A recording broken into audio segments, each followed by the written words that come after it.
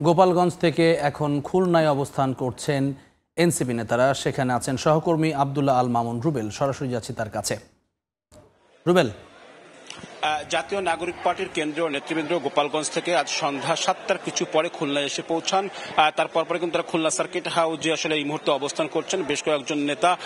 যদি বলে থাকি, এর মধ্যে রয়েছে, আমরা দেখেছি জাতীয় নাগরিক পার্টির সদস্য সচিব আক্তার হোসেন, নাহিদ ইসলাম আহ্বায়ক সহ আরো কয়েকজন নেতৃবৃন্দকে আমরা দেখেছি তারা সার্কিট হাউসের ভিতরে আসলে অবস্থান করছেন। এবং এখানকার কেন্দ্রীয় যুগ্ম সদস্য সচিব মুশফিকুর সালিহিন আমাদের জানিয়েছেন যে আজ রাত 9:30টায় সারাদিনে আজ গোপালগঞ্জে যে সমস্ত ঘটনা ঘটেছে তার প্রেক্ষিতে কিন্তু একটি আনুষ্ঠানিক প্রেস ব্রিফিং হবে। সেখানে আসলে শীর্ষ নেতৃবৃন্দ তাদের যে আজকে সারাদিনের ঘটনা প্রবাহ এবং পরবর্তীতে তাদের যে কর্মসূচি সেসব বিষয় জানাবেন। তবে তিনি এটিও জানিয়েছেন যে এর ফলে কিন্তু আজ সারাদিন যেটা ঘটেছে এর পরে কিন্তু দেশ গড়তে তাদের যে পদযাত্রা সেটি কিন্তু আসলে কোনোভাবেই থামবে না। তাদের এই যে কর্মসূচি সেই কর্মসূচি আসলে চলমান থাকবে।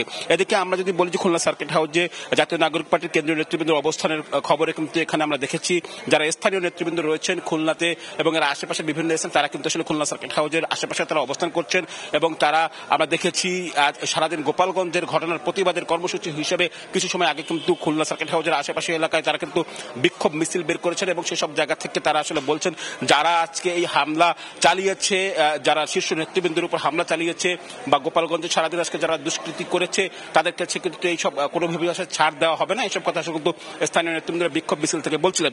আমরা যেটা আসলে বলছিলাম যে সার্কিট হাউসে এই মুহূর্তে আসলে যেসব কেন্দ্রীয় শীর্ষ নেতৃবৃন্দ অবস্থান করছেন, যতটুকু আমরা জানতে পেরেছি তারা আসলে রাত 9:30টায় এখানে প্রেস ব্রিফিং করে এর পরপরে কিন্তু আসলে রাতে তাদের আসলে খুলনায় অবস্থান করার কথা। এর পরপরে কিন্তু আসলে পরবর্তীতে আসলে কিন্তু তারা অন্য কোথায় যাবেন সেটি আসলে রাত 9:30টায় ওই ব্রিফিং থেকে আসলে স্পষ্ট হবে তাদের বার্তা দিয়ে। তো আমার কাছে এই ছিল খুলনা থেকে জাতীয় নাগরিক পার্টির কেন্দ্রীয় নেতৃবৃন্দের খুলনায় অবস্থানের সবশেষ খবর।